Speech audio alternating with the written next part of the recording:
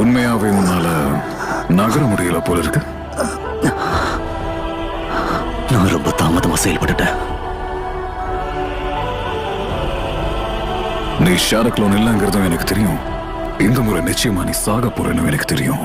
உன் கதை முடிஞ்சது. இருந்தாலும் என்னோட பாதுகாப்புக்காக நான் கொஞ்சம் விலகி நினைக்கிறேன், சரியா?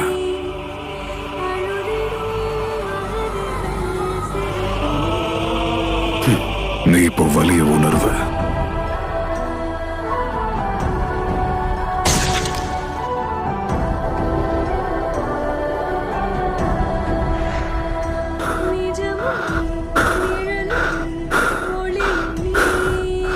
அவ்வளவுதான், என்னோட ஆட்டம் இதோட முடிஞ்சு போச்சு.